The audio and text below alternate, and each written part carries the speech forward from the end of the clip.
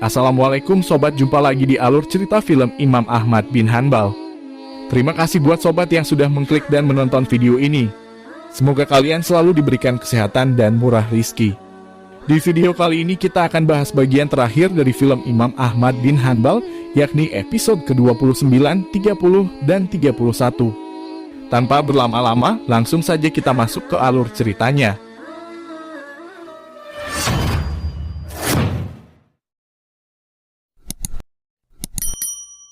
Baik sobat, melanjutkan cerita sebelumnya di mana Imam Ahmad bin Hanbal bersama gubernur dan putranya tiba di istana.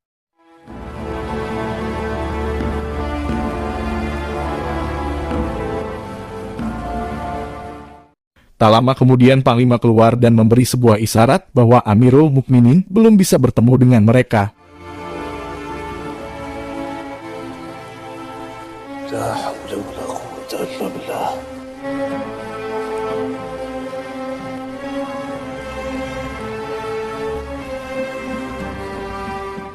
Sementara di rumahnya Husna, istri Imam Ahmad, sangat mencemaskannya. Para tokoh Mu'tazilah lalu merencanakan sesuatu untuk kembali menyebar fitnah di tengah masyarakat terhadap Imam Ahmad.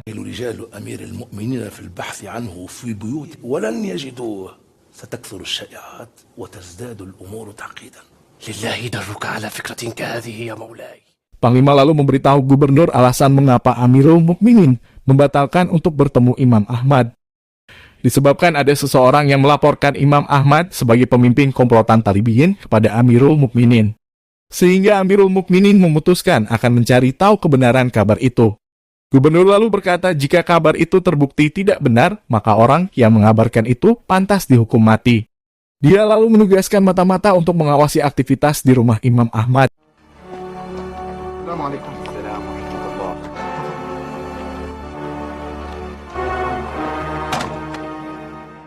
Para murid Imam Ahmad pun menjadi bertanya-tanya terhadap sikap Amirul Mukminin kepada gurunya.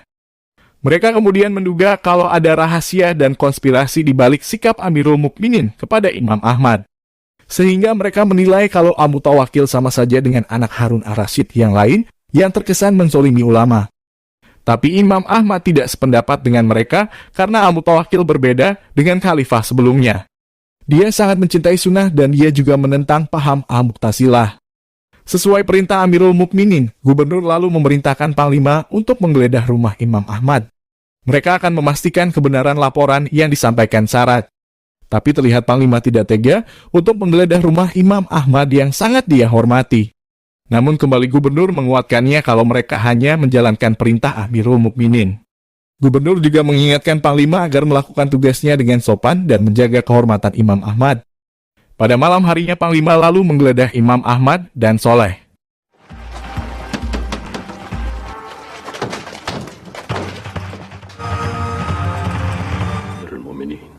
إنه ما عندي طلب أعرف من هذا شيئا ولا من بعيد.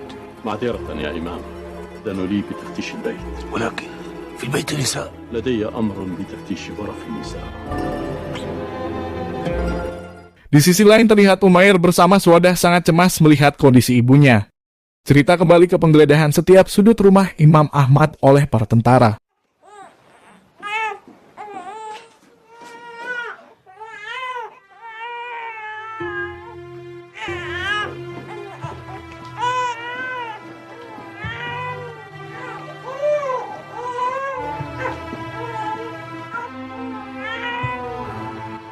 Namun mereka tidak menemukan apa yang mereka cari. نعتذر إليك أيها الإمام على ما جرى، ولكنك كما تعرف يا شيخنا أننا خدم مأمورون. هيا. Para murid Imam Ahmad kembali heran dan jengkel dengan sikap Amirul Mukminin Al-Mutawakil yang menuduh Imam Ahmad hingga menggeledah rumahnya. Sebagian mereka kembali menganggap kalau Al-Mutawakil sama saja seperti khalifah sebelumnya yang terpengaruh paham Mu'tazilah. Tapi berbeda dengan Abu Bakar justru berpendapat kalau Al-Mutawakil tidak seperti itu. Menurutnya Al-Mutawakil justru ingin berbuat kebaikan kepada kaum muslim dan gurunya. Imam Ahmad sependapat dengan Abu Bakar. Dia mengingatkan mereka bagaimanapun Al-Mutawakil telah berjasa menghapus kesoliman para Mu'tazilah terhadap para ulama. Dia telah menghentikan pemikiran yang sesat yang merusak berkembang di tengah masyarakat. Imam Ahmad lalu mengajak para muridnya untuk mendoakan yang baik untuk Amirul Mukminin kalaupun dia bersalah. Sebab jika penguasa itu baik, maka negeri dan penduduknya akan menjadi aman. Gubernur selanjutnya melaporkan bahwa Imam Ahmad tidak bersalah sebagaimana hasil penggeledahan rumahnya yang telah dilakukan. Mendengar informasi itu terlihat Al-Mutawakkil sangat bersalah kepada Imam Ahmad. Dia lalu memerintahkan gubernur untuk menginterogasi orang yang telah memfitnah Imam Ahmad kepadanya. Di sisi lain terlihat Shahnas berniat akan meninggalkan rumahnya.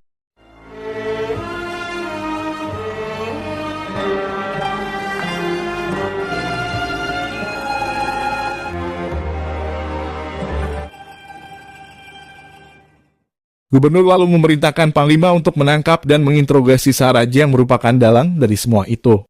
Lalu terlihat kepanikan Suada saat menyadari ibunya tidak berada di rumah. Mendengar hal itu, Umair segera mencari keberadaan mertuanya. Selanjutnya terlihat Saraj telah ditangkap dan dimasukkan ke penjara. Tak lama kemudian para tentara datang dan membawanya untuk diinterogasi. Imam Ahmad lalu menjelaskan kepada istrinya mengapa penguasa menggeledah rumahnya. Dia menguatkan istrinya agar tidak takut jika dalam kebenaran. Tapi Husna tetap saja khawatir kalau masalah seperti di zaman Ar-Wasik dan Khalifah sebelumnya terulang kembali. Namun Imam Ahmad berkata kalau penguasa yang sekarang tidak seperti itu, bahkan dia lebih baik dari Khalifah sebelumnya. Imam Ahmad pun kembali menasihati istrinya agar tidak gelisah dan khawatir dengan masalah itu. Selanjutnya terlihat Saraj sedang diinterogasi sambil dicambuk. Panglima berpendapat orang seperti Saraj harus diperlakukan seperti itu agar mengakui perbuatannya. Tak lama kemudian Panglima pun berhasil membuat Saraj mengakui perbuatannya. سأقر كلمة تريد. ليس بما أريده، أعرفها قبل أن تنطق بها. حسنا قد كذبت عليكم. عند ابن حبان أحد. قوة به. Beralih ke Umair yang belum berhasil menemukan mertuanya yang hilang. Di sisi lain lalu terlihat Shahnas berada di depan sebuah toko dan beberapa saat kemudian dia pun meninggal dunia.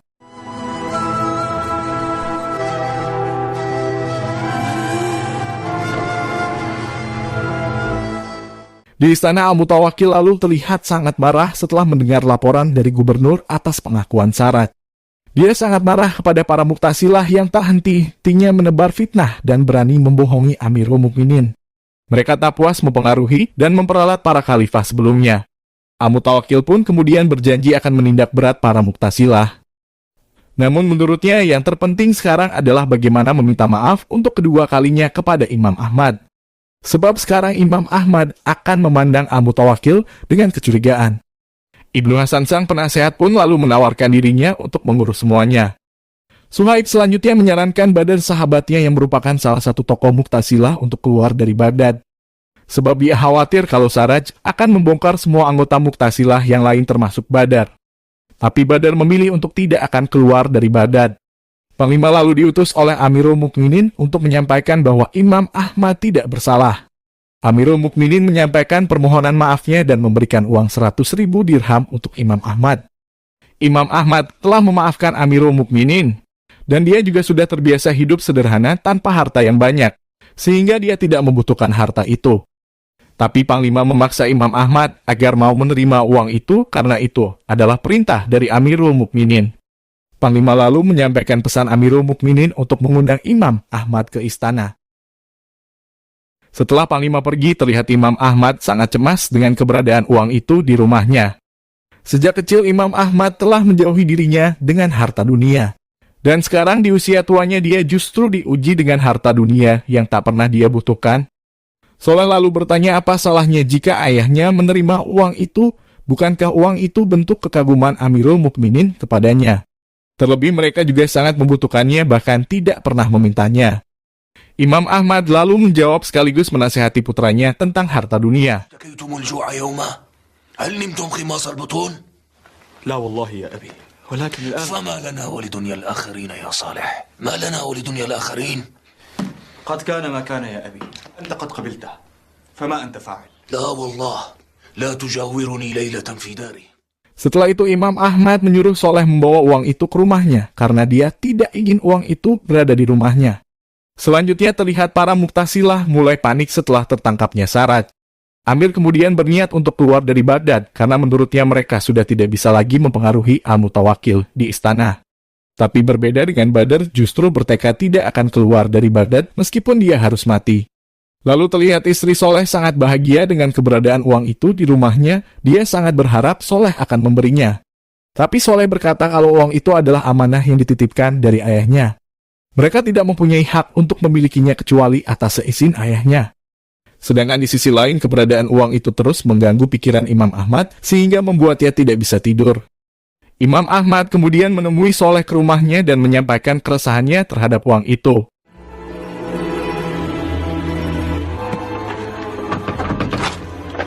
أبي لم أستطع النوم يا صالح، لم أستطع النوم وهذه النقود بجانبي.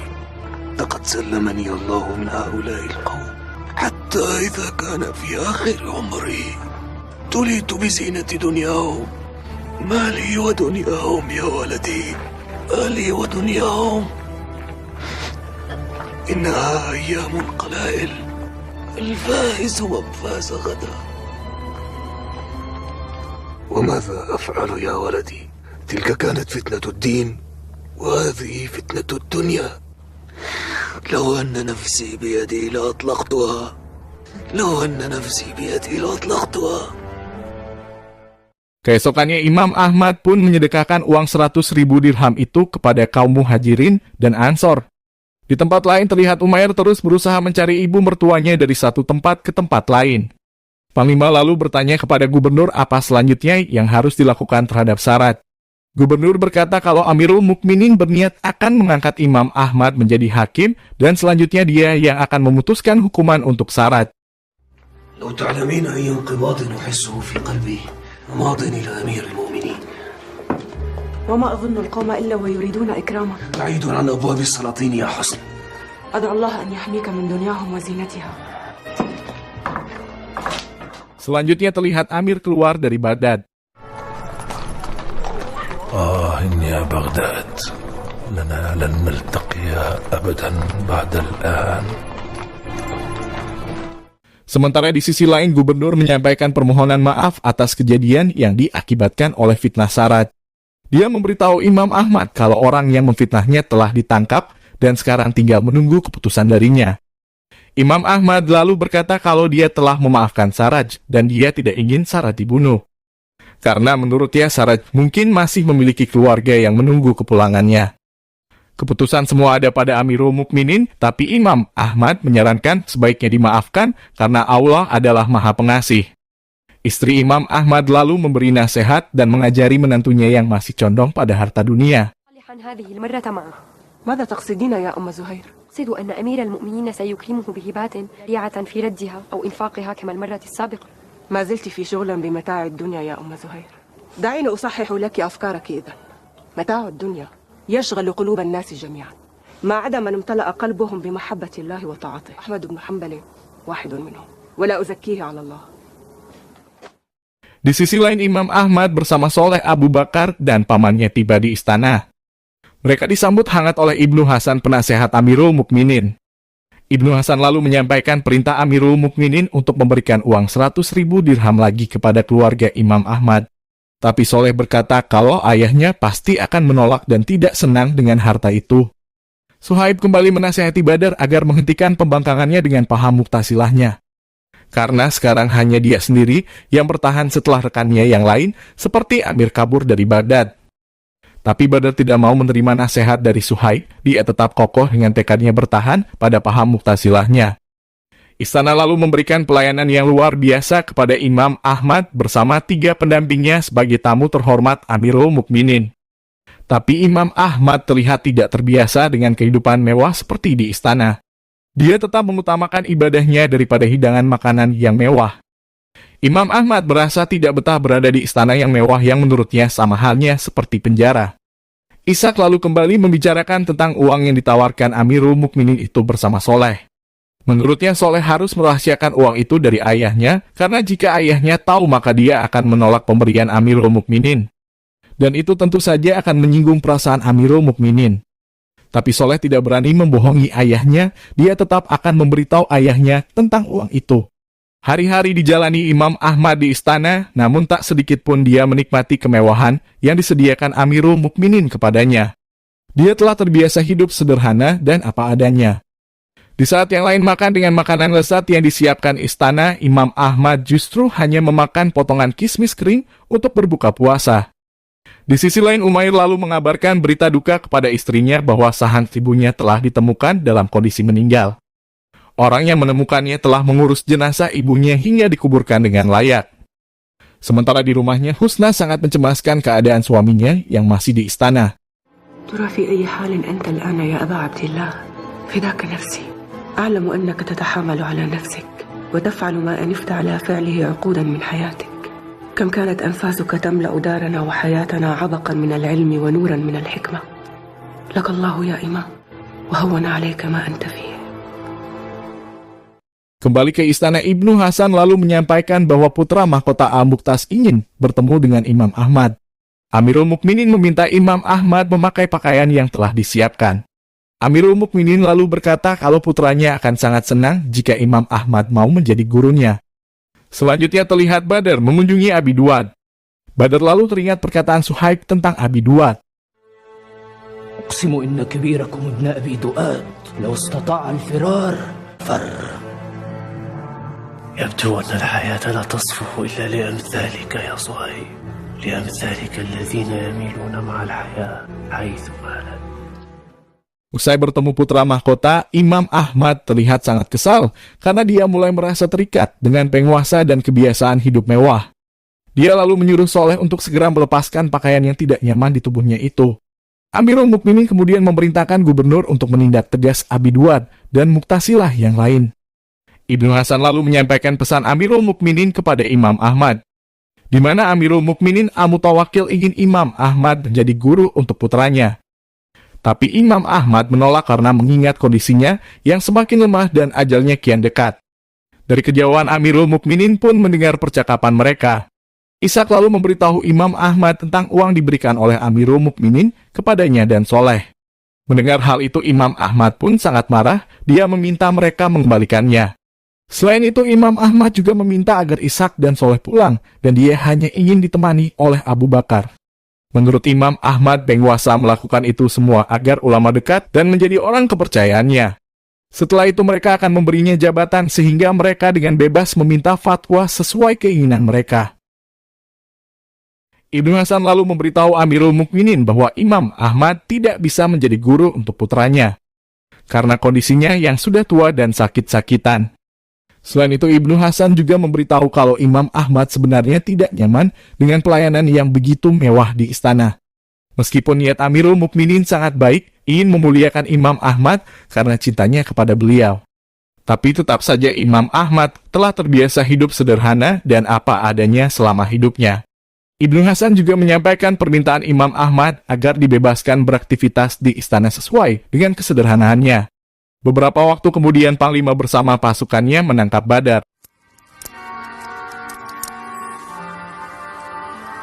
أودع أهلي أم لا حاجة لي بذلك؟ سؤال مراوغ أيها اللبيب. ليت الفطنة واتتك قبل اليوم يا أبا عبد الرحمن. هاتوا.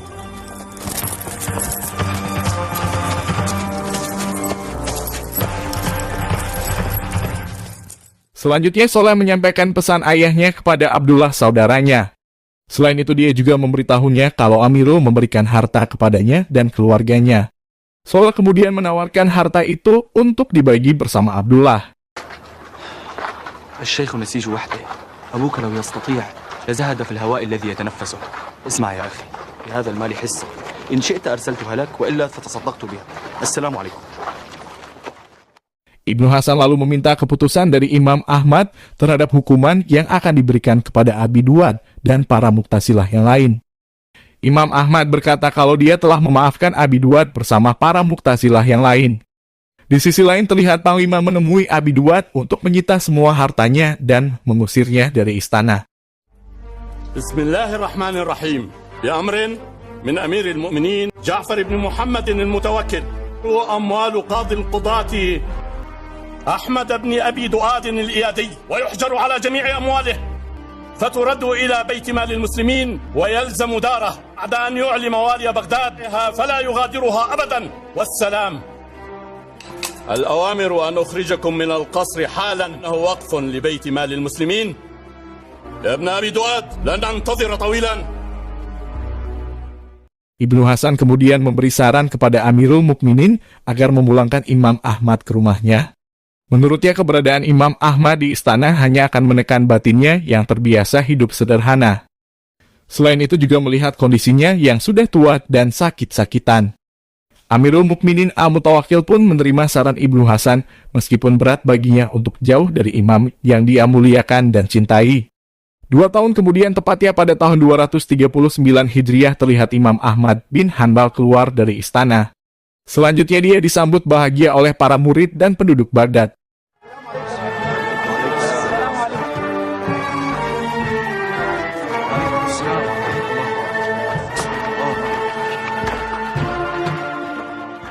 Beberapa waktu kemudian Panglima kembali diutus oleh Amirul Mukminin untuk memberikan uang untuk Imam Ahmad. Tapi seperti sebelumnya, Imam Ahmad tetap menolak pemberian itu. Sementara di istana terlihat Amirul Mukminin sedang memikirkan Imam Ahmad. Kembali ke Panglima yang kemudian menyerahkan pemberian dari Amirul Mukminin itu kepada Soleh.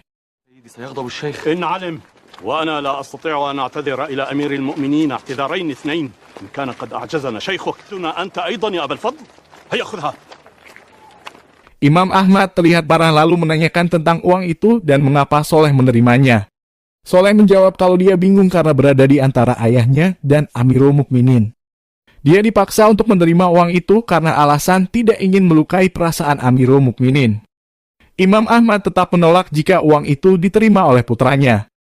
Namun Abdullah kemudian memberi pengertian kepada ayahnya. Dan akhirnya Imam Ahmad mengizinkan kedua putranya menerima uang itu, karena ada usur-usur dalam keduanya. Cerita beralih ke Amirul Mukminin Al-Mutawakkil yang terlihat sangat merindukan sosok Imam Ahmad bin Hanbal. Sementara di sisi lain Imam Ahmad justru sebaliknya dia ingin meninggalkan Baghdad. Karena dia ingin menghindari dirinya dari kedermawanan Amirul Mukminin yang terlalu memuliakannya hingga terus memberinya harta. Setelah itu pamannya lalu bertanya mengenai musnad yang telah dia susun. قل لي يا أحمد أين وصلت في كتابك المسند؟ جمعت فيه ما يربو على 40,000 حديث. ابن أبي دؤاد أشغلنا بفتنته لكنت انتهيت منه، إلا أنني والحمد لله قد شارفت على الخاتمة. الحمد لله. أسمعت بوفاة ابن أبي دؤاد؟ أجل، إنه توفي اليوم. المسكين لم يخرج في تشييعه إلا أناس قلائل. اللهم أمتنا على الإيمان وعلى سنة نبيك غير مبدلين. Allahumma arzuqna khatimatan tarda biha anna.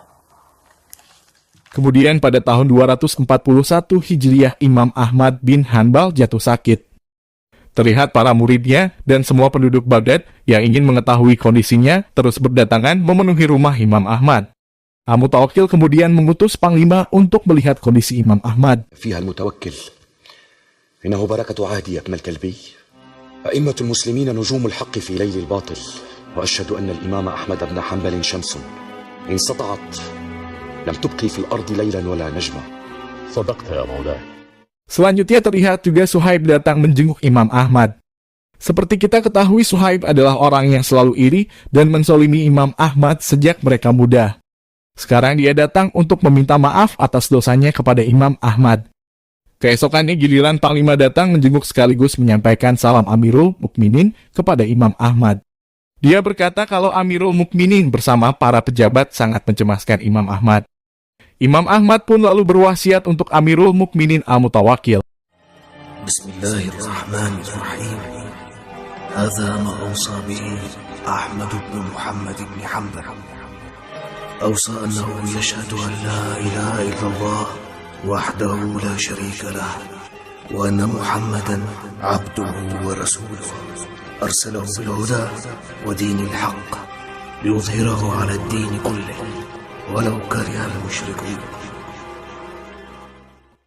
Dan di saat putra dan para muridnya pergi menunaikan sholat Jumat, Imam Ahmad bin Hanbal pun merasakan detik-detik kematiannya akan tiba. Dia melihat bayangan almarhum ibunya tercinta telah datang menjemputnya.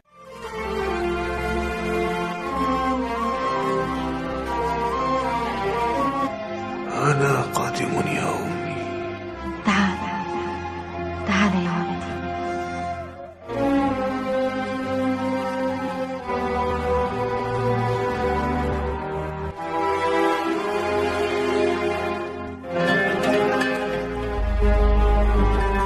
Setelah itu Imam Ahmad bin Hanbal menghembuskan nafas terakhirnya sekaligus menutup cerita film ini. أشهد أن لا إله إلا الله وأشهد أن محمدا